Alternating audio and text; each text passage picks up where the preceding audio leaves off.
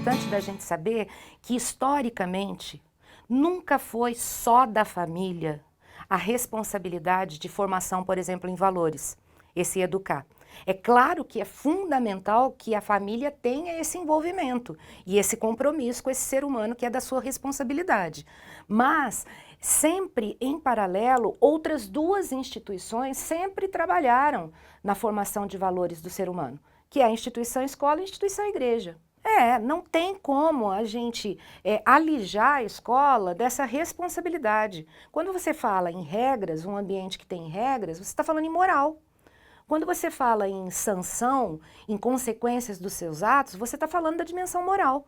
Então não existe isso de dizer que a escola só deve se responsabilizar por ensinar os conteúdos que historicamente vêm sendo construídos ao longo da humanidade. Não. Paralelo a isso, existe a formação integral desse ser humano aluno. Formação integral significa você contemplar todas as dimensões. A intelectual, a cognitiva, né? A afetiva, a social e a moral. Então, assim, que a gente tenha isso muito claro para não defender essa ideia de que é responsabilidade só da família. Porque senão a gente tira a oportunidade, por exemplo, de meninos e meninas cujas famílias são negligentes ou às vezes nem têm essa família como referência, né, de formação moral. Quer dizer, se eles não têm essa instituição para ajudar nisso, então não tem mais jeito? Eles não têm solução para o problema deles? Quer dizer, é a escola quem acaba assumindo isso. O que a gente tem percebido é uma sobrecarga, porque a família tem se omitido nesse aspecto, achando que é a obrigação só da escola. Então, assim, nós precisamos de um equilíbrio. Os primeiros valores, os valores morais mais importantes que a família mais defende para que o seu filho tenha na sua personalidade, eles precisam ser vivenciados nessa primeira instituição social que é a família. Porque só a escola fica difícil. O que a gente tem hoje são famílias de configurações diversas. Então essa estrutura pouco importa. Não importa se são duas mães, se são tios, se são avós. Isso não importa, o que importa é o funcionamento dessa família. Então, o que a gente tem percebido são famílias disfuncionais. Famílias que podem ser até papai, mamãe e filhinho, mas que não funcionam. Não funcionam do ponto de vista educativo mesmo, porque não estabelece os limites, porque não tem uma formação moral que seja adequada para inserir esse sujeito na sociedade de forma positiva. Então, assim, o funcionamento da família tem deixado a desejar. E aí, quando você tem sujeitos que nem têm essa família, que são quantas e quantas crianças a gente acompanha, que são crianças que vivem em lares, que são compartilhados, que ficam muito tempo em instituições.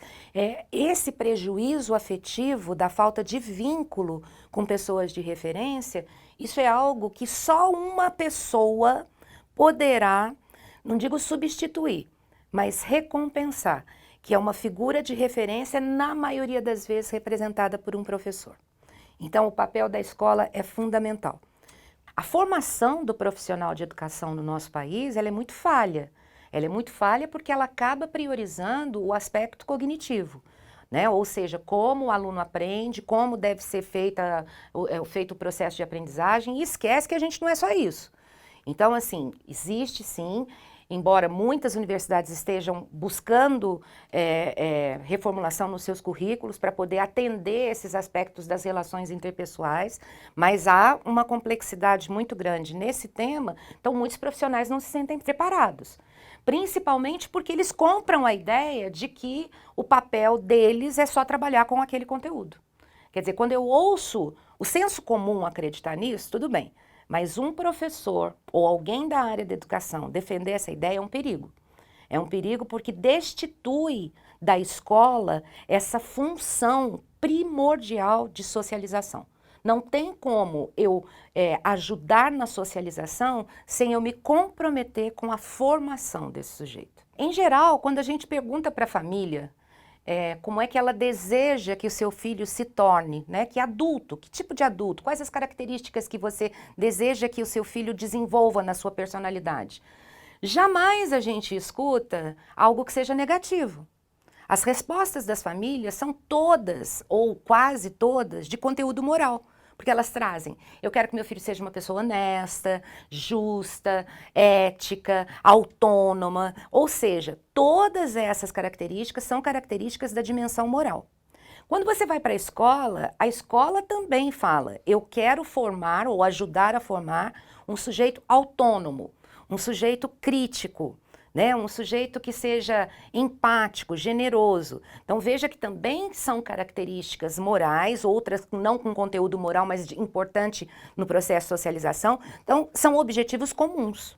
O problema é a gente ter uma atuação que favoreça a construção dessas características na personalidade do aluno. Por isso a importância desses momentos de formação para a família, né? Porque dentre as diversas famílias nós temos pessoas que são leigas no assunto da educação, que têm outras profissões. Então cabe à escola momentos de compartilhar saberes que vão auxiliar nesse objetivo comum, né?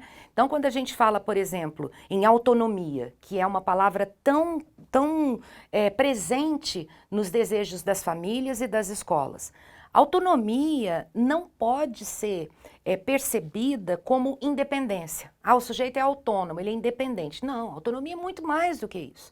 Autonomia cognitiva, autonomia moral, significa você saber fazer boas escolhas, mas boas escolhas que não sejam boas escolhas só para si, boas escolhas para si e para o coletivo.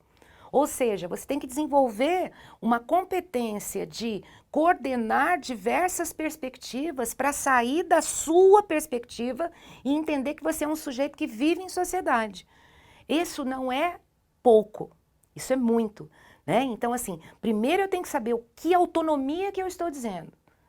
É só a independência? Porque as crianças começam a se tornar independentes com 3 anos de idade, eles já começam a conseguir fazer algumas coisas sozinhos. Mas não é disso que a gente está falando, né? A gente está falando de boas escolhas. E isso precisa, de fato, de um investimento muito grande.